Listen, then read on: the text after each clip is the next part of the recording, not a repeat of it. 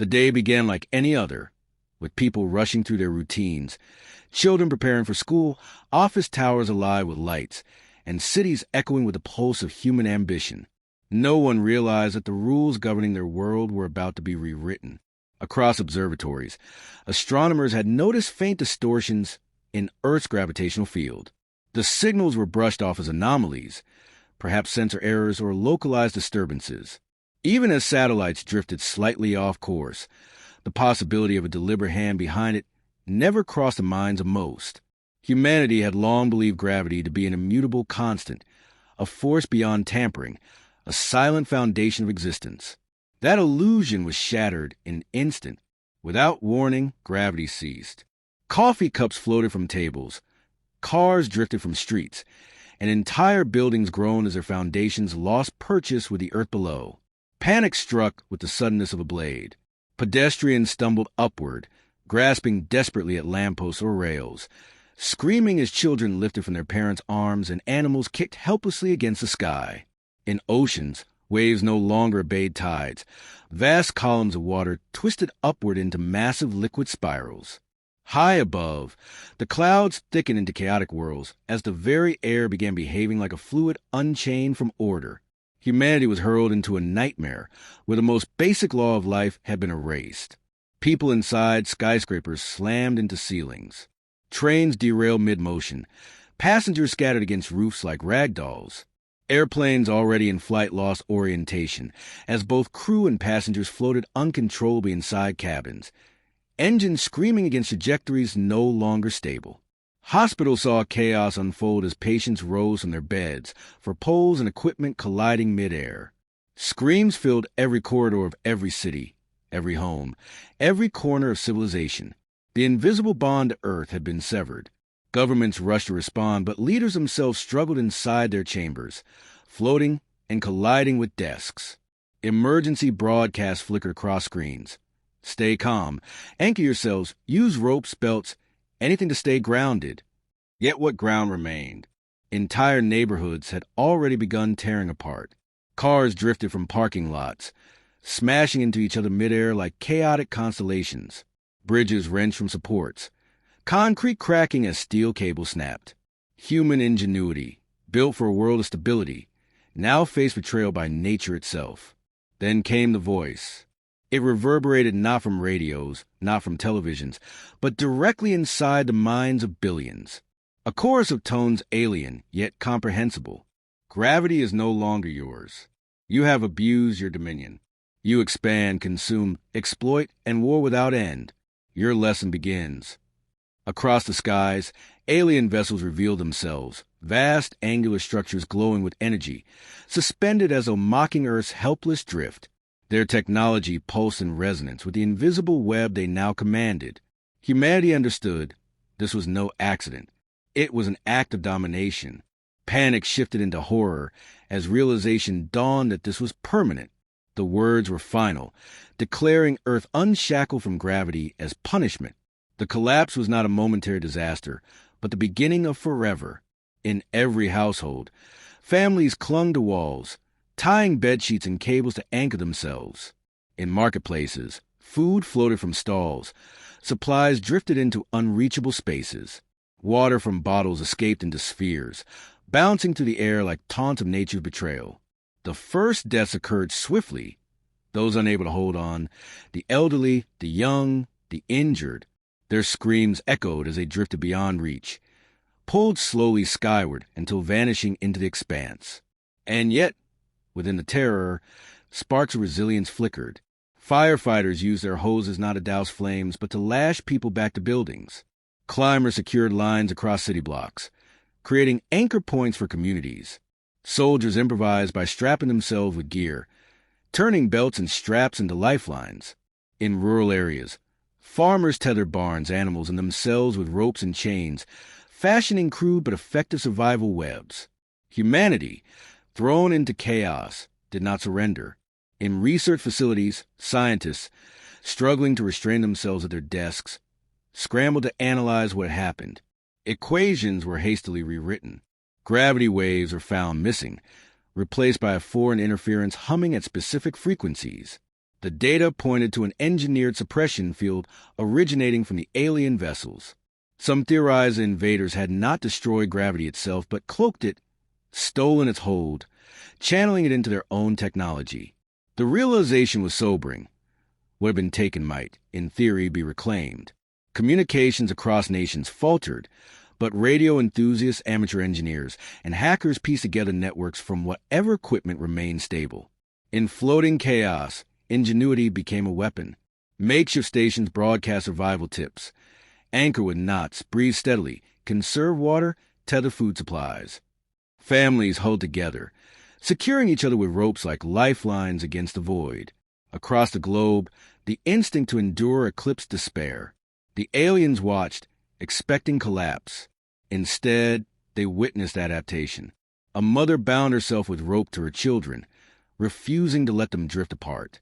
Engineers in Tokyo repurposed elevator shafts into gravity cages, weighted with magnets and cables, stabilizing small sanctuaries where communities gathered.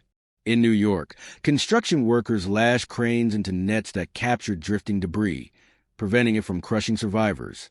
Humanity transformed chaos into opportunity, even as losses mounted. But the scale of suffering was immense. Oceans boiled with turbulence, ships torn from surfaces, entire fleets floating helplessly into the sky. Crops uprooted from soil drifted into clouds. Livestock bellowed in terror as barns shattered. Economies crumbled in hours. Yet amid collapse, the human spirit revealed itself in defiance. Astronauts aboard orbiting stations, once vulnerable, became crucial assets. Accustomed to zero gravity, they shared survival tactics through emergency channels, teaching billions how to move, breathe, and function in a world without weight. Humanity, in its darkest hour, turned to its pioneers of space for guidance. The alien voice returned, cold and final. You struggle in vain. Gravity is ours now. Submit, and perhaps you will survive. But submission did not come. Leaders who had drifted alongside their people broadcast messages of determination. We do not yield. We adapt. We endure. We are human. From underground bunkers to floating skyscraper ruins, this defiance echoed.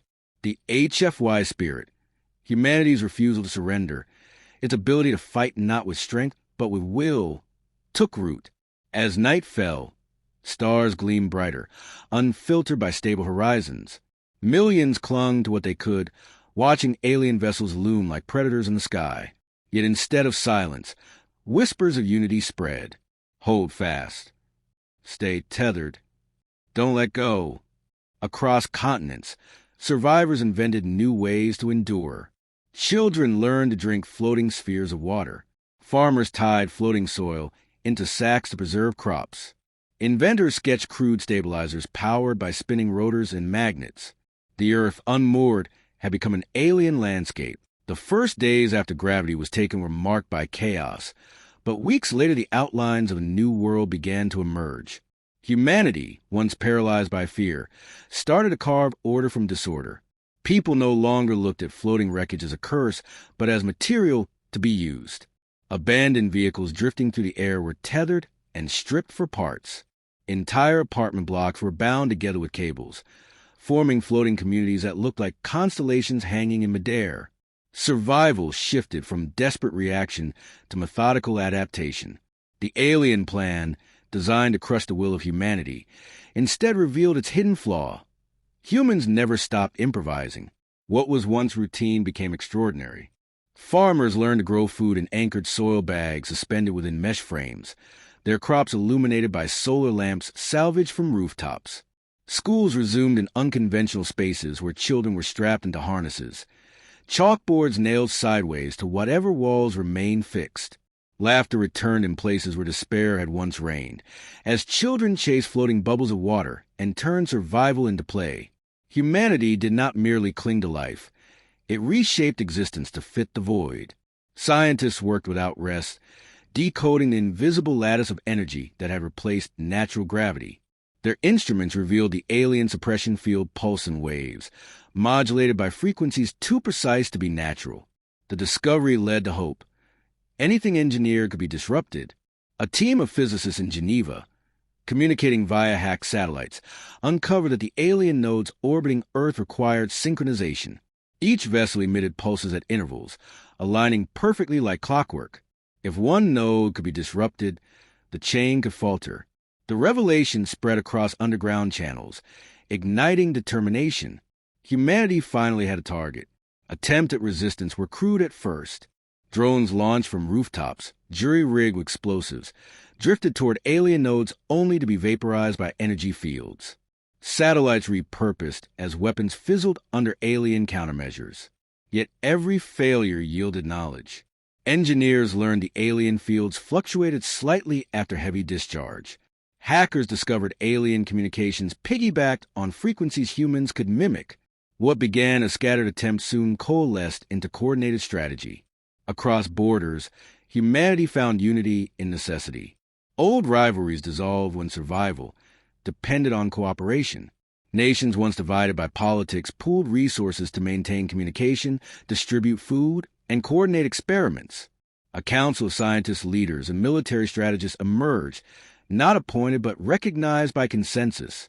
For the first time in centuries, the world operated with a single purpose: to adapt and resist. Life in zero gravity transformed not just survival but culture itself. Movement became an art. Children who grew up in the weightless world learned to twist and push with precision, their bodies becoming fluid and efficient. Adults learned from them, shedding clumsy struggles for the elegance of controlled drift. Entire communities developed sign languages and whistle codes to communicate while hands were occupied holding ropes. What once was alien became instinct. Humanity had evolved within weeks, turning the absence of gravity into a shared inheritance. In hidden labs, breakthroughs came. Engineers crafted electromagnetic boots that clamped to metal surfaces, giving stability where none existed. Inventors rigged gyroscopic stabilizers into harnesses, allowing individuals to maneuver freely without endless spinning. Farmers perfected floating hydroponics, while doctors developed new medical protocols for treating injuries in zero gravity. The world was unrecognizable compared to the first hours of collapse. Humanity had done what it always did. It adapted faster than anyone believed possible. The aliens observed. Their ships, suspended like cold overseers, recorded humanity's efforts. They had expected collapse, starvation, surrender. Instead, they saw resilience, creativity, and defiance. Their broadcast grew sharper, warnings more aggressive. You delay the inevitable. Your resistance is meaningless. Submit, and you'll be spared suffering. But the words fell on deaf ears. Across the world, people were not preparing to submit. They were preparing to strike. The discovery of alien vulnerability changed everything. Scientists realized the suppression field was not infinite. It required enormous energy to sustain, and each node contributed the lattice. The more humans pressed against the system, the more strain it endured. If humanity could overload even a single node, the entire network might flicker. Not enough to restore gravity fully, but perhaps enough to destabilize alien control. The opportunity was too great to ignore. Preparations began in secret. Teams of engineers constructed weapons from salvaged technology. Explosives were reshaped into kinetic projectiles, designed to strike alien nodes at their weakest points. Hackers developed digital viruses, crafted not for human machines but alien communication protocols. Pilots trained in maneuvering vehicles without gravity, turning aircraft into tools of assault rather than mere transport. Every skill, every talent, every scrap of knowledge was pulled into the effort. Humanity was assembling not an army of conquest, but an army of survival. Yet, the cost was immense.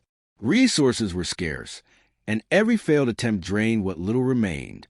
Communities rationed food, shared water, and endured hunger so that scientists and fighters could continue.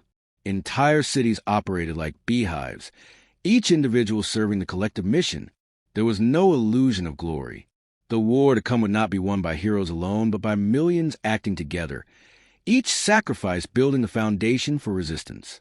Amid the struggle, stories of courage spread like wildfire. A father in Brazil tethered himself to drifting buses, retrieving survivors one by one. A group of students in Nigeria built a solar-powered transmitter that reconnected entire regions to the global network. In India, a team of engineers converted a tethered oil rig into a floating fortress, a stronghold for experimentation and defense. Humanity's fight back was not only in grand strategies, but in countless small acts of defiance that refused to let the world collapse into silence. Alien vessels retaliated with displays of power. Energy pulses shattered anchored structures, disintegrating communities in flashes of light. Survivors mourned but did not retreat. Instead, each attack only hardened resolve. Humans learned to predict alien strikes, to scatter and regroup, to shield themselves with improvised barriers. Every blow meant another lesson, another adjustment. The invaders had underestimated the one force they could not suppress: the human will to endure. The first coordinated counterattack came on a night when stars blazed uncommonly bright. Using improvised thrusters, a team of volunteers launched themselves toward a node positioned over the Pacific. Their mission was simple: overload the system. They carried no advanced weapons, only explosives refined from salvaged materials and guidance from scientists who had calculated the exact moment the node's defenses would waver. As they approached, alien sensors activated, beams of energy lashing outward. Most of the team perished instantly, but one explosive connected,